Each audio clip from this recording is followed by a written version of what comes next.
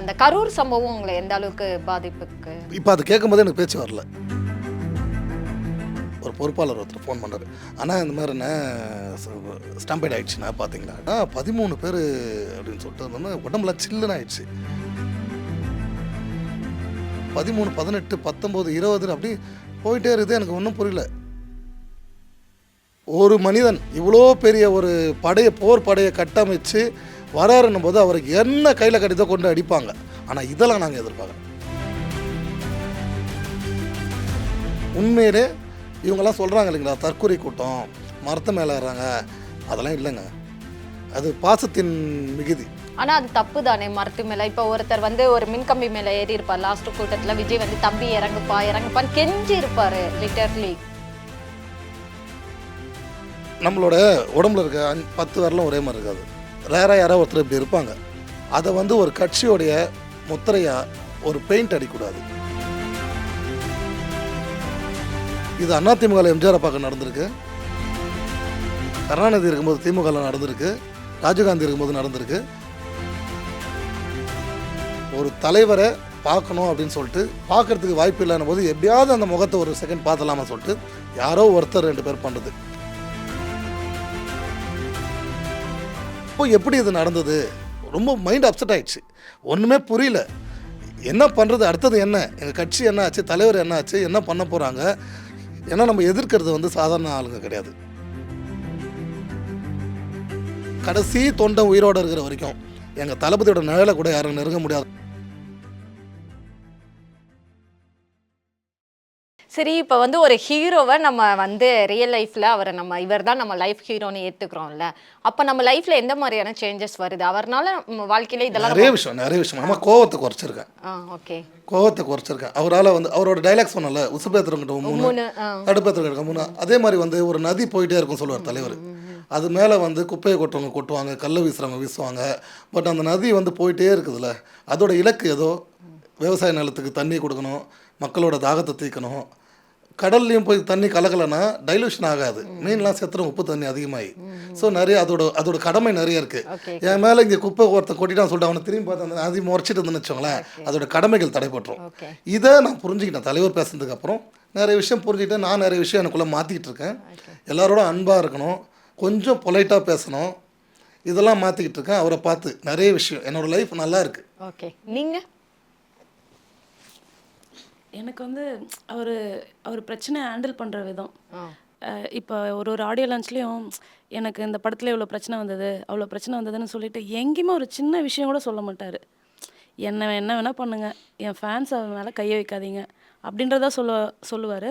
மற்றபடி இந்த படத்துக்கு இவ்வளோ பிரச்சனையாச்சு, அவ்வளோ பிரச்சனையில் இந்த படம் வருது, படத்தை பாருங்கள் நல்லாயிருக்கும் அப்படின்னு சொல்லவே மாட்டார். படம் நடிக்கிறத நடிச்சிட்டோம், பார்த்துட்டு நீங்களோட ஒப்பீனியன் நீங்கள் சொல்லுங்கள். அதுக்காக எந்த ஒரு விஷயத்தையும் அவர் பெருசாக எடுத்துக்க மாட்டார். மோட்டிவேஷனாக இருக்கட்டும், எதுவாக இருக்கட்டும். இப்போ ஏதாவது நமக்கு ஒரு டவுன்ஃபால் வருது அப்படின்னும் போது அவரோட மோட்டிவேஷன் பார்க்குறதுக்கு நிறைய இருக்குது. அவரோட குட்டி கதைகள் அதில் ஏதாவது ஒன்று பார்த்தா கூட நம்ம பார்த்திங்கன்னா ஓரளவுக்கு ஓகே, நம்ம டவுன் ஆகக்கூடாது அப்படின்ற ஒரு ஃபீல் வரும். அப்படியே யூடியூப்பில் போட்டுட்டு அப்படியே கேட்டுகிட்டே ஒர்க் பண்ணுவேன். Okay, ton. நீங்கள் சார் லைஃப்பில் எந்த இது? அவரோட அமைதி தான். அமைதி. ஆமாம், அவரை பார்த்து தான் அமைதி. ஏன்னா நாங்களும் சின்ன வயசுல வாழ்த்தனம், பயங்கரமான வாழ்த்தனம் பண்ணியிருப்போம். ரொம்ப ஒரு மாதிரி இருப்போம், இந்த பேனர் கட்டணும், இது மேலே ஏறணும், அது மேலே ஏறணும். ஆனால் அவரை கிட்ட நெருங்க பார்க்கும்போது அமைதியாக இருப்பார். ஆனால் அந்த வேலை நடந்துடும். அதுதான் தளபதியிட பிடிச்சது. அதே மாதிரி நானும் ஃபாலோ பண்ண ஆரம்பிச்சிட்டேன்.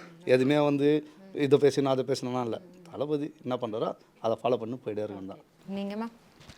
அவர் இந்த திரைத்துறைக்கு வந்த ஆரம்ப காலகட்டத்தில் அவர் என்ன மாதிரி விமர்சனங்களையும் அவமானங்களையும் பார்த்துருக்காருன்னு இங்கே எல்லாருக்குமே தெரியும். ஒரு குறிப்பிட்ட பத்திரிகையில் அவரை பற்றி என்ன விமர்சனங்கள் போட்டாங்கன்றதும் தெரியும். ஸோ இந்த முகத்தெல்லாம் காசு கொடுத்து பார்க்கணுமா, இது இப்படிப்பட்ட ஒரு முகம் அப்படின்னு சொன்ன ஒரு பத்திரிக்கை அந்த ஒரு இதை கேள்விப்பட்டிருக்கேன். பட் நமக்கு தெரியாது. அவரோட பெட்ரூமில் அவரோட காலையில் எழுந்திரிச்சாருன்னா அந்த ஒரு இது வச்சுருப்பார், ஃப்ரேம் பண்ணி வச்சுருப்பாருன்னு நான் கேள்விப்பட்டிருக்கேன். இன்றைக்கி அதே பத்திரிக்கையில் அவர் தான் அடுத்த சூப்பர் ஸ்டார் அப்படின்னு அதே பத்திரிகையில் அதே அட்டைப்படத்தில் போடுற அளவுக்கு வளர்ந்துருக்காருன்னா எந்த அளவுக்கு ஒரு மனதள தைரியம் வேணுன்றது யோசிச்சு பாருங்கள். இது இங்கே மட்டும்தான் சாத்தியமா அப்படின்னு பார்த்தா அது கிடையாது. நாடு தாண்டி இன்றைக்கி மலேசியாவில் புக் ஆஃப் ரெக்கார்ட்ஸில் இன்றைக்கி அவர் தான் இடம்பெறாரு. அதுவும் இன்றைக்கி அந்த இடத்துல இருந்துக்கிட்டு நான் இதை விட்டுட்டு போகிறேன் அப்படின்னு சொல்கிற ஒரு மன தைரியம் இருக்குது பார்த்தீங்களா. ஸோ எதையுமே வந்து நம்ம பெருசாக உள்வாங்கிக்க கூடாது.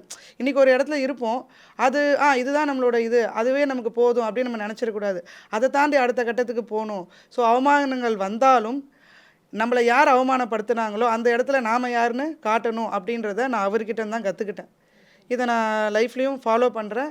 இன்றைக்கி நானும் ஒரு இடத்துல இன்றைக்கி வந்து ஸ்டெபிலிட்டியாக நிற்கிறேன் அப்படின்னா கண்டிப்பாக தளபதி ரசிகர்ன்ற ஒரு விஷயந்தான். அந்த ஒரு பெரிய விஷயம் அவர் தான் எனக்கு கற்றுக் கொடுத்தாரு. அவரோட பொறுமை, அவரோட வழி, அதை பார்த்து நாங்களும் அப்படியே அவர் கூட ட்ராவல் பண்ணிட்டு தான் இருக்கோம்.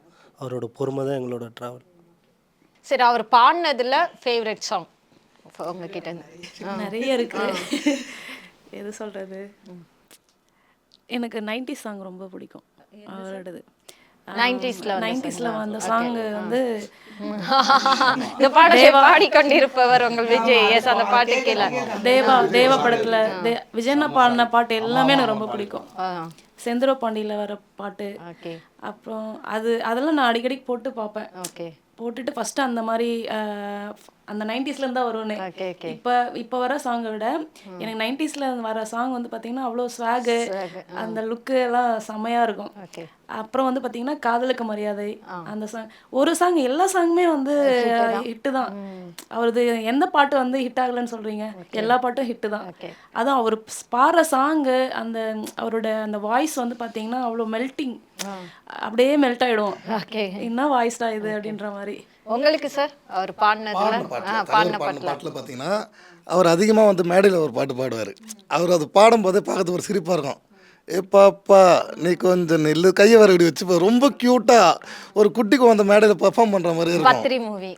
ஆமாம், அது மேடையில் அதிகமாக பாடியிருக்காரு அந்த பாட்டை. பாடும்போது ஒரு சின்ன குழந்தை பெர்ஃபார்ம் பண்ணுற மாதிரி இருக்கும். இந்த எரிமலையா இப்படி அப்படி இப்படி கையை இப்படி வச்சுப்பாரு, அண்ணன் இப்படி மைக்கில் இப்படி பிடிச்சிப்பாரு. பிடிச்சிட்டு அந்த பாட்டு பாடும்போது இப்போ நினச்சாலும் கூஸ் பம்ப்ஸாக இருக்கும். சூப்பராக இருக்கும், நல்ல பாட்டு. உங்களுக்கு வாங்கண்ணா வணக்கங்கண்ணா.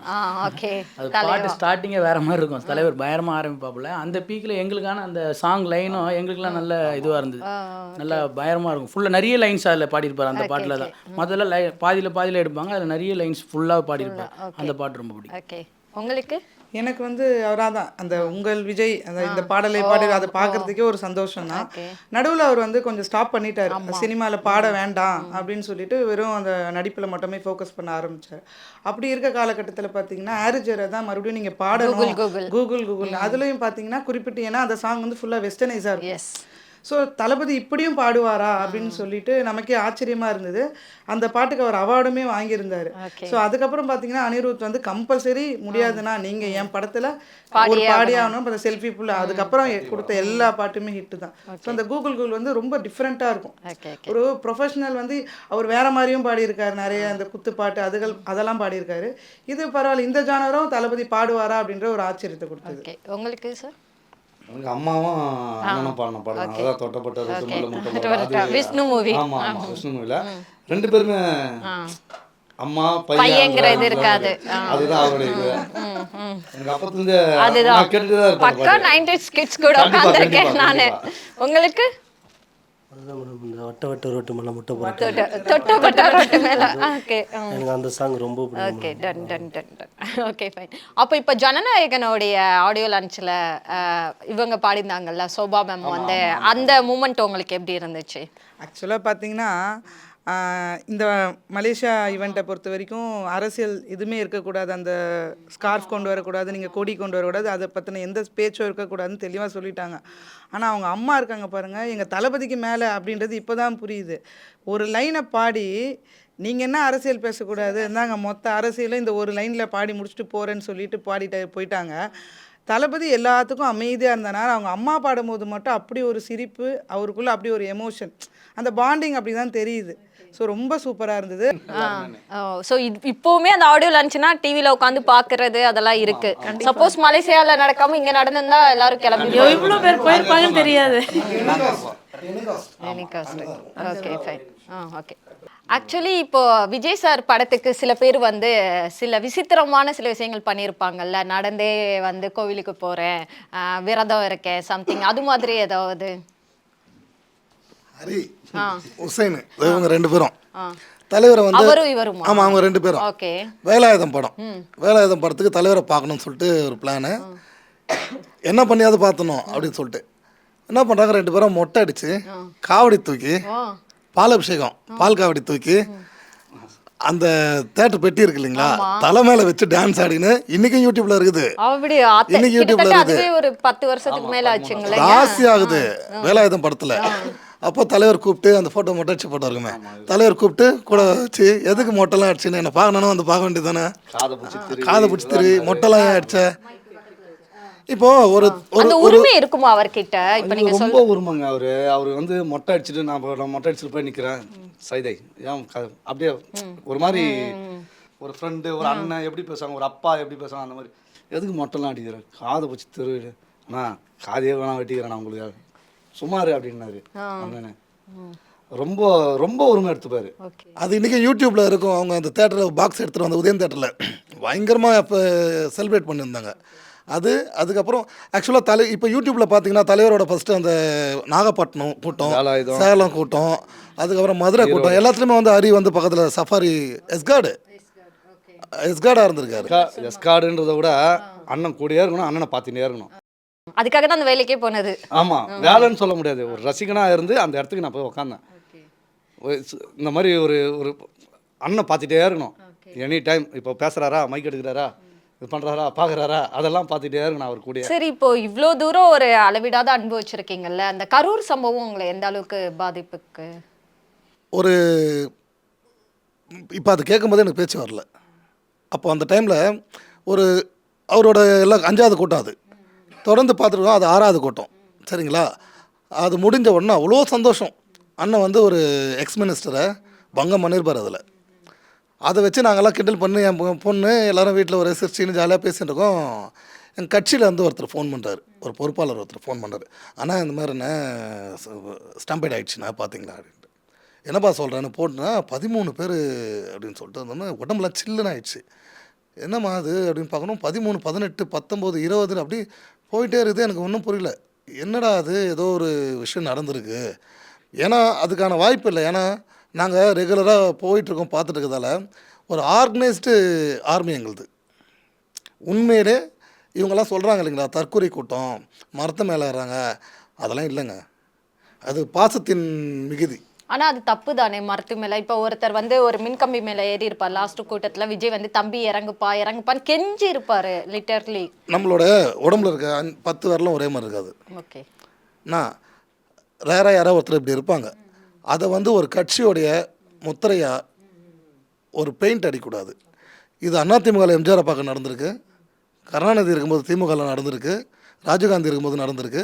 ஒரு தலைவரை பார்க்கணும் அப்படின்னு சொல்லிட்டு அவங்களோட கொள்கை என்ன அது தெரியுதோ இல்லையோ, அன்பின் மிகுதியில் பார்க்குறதுக்கு வாய்ப்பு இல்லைன்ன போது எப்படியாவது அந்த முகத்தை ஒரு செகண்ட் பார்த்தலாமா சொல்லிட்டு யாரோ ஒருத்தர் 2 பேர் பண்ணுறது.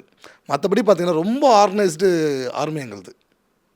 அந்தளவுக்கு நாங்கள் கண்ட்ரோலில் இருக்கிறோம். ஸ்ட்ரக்சர் நல்லா இருக்குது கட்சியோட ஸ்ட்ரக்சர் வந்து. ஏன்னா ஒரு ஏரியாவில் இருக்குது, ஒரு ஏரியாவில் இல்லைன்ற மாதிரி கிடையாது.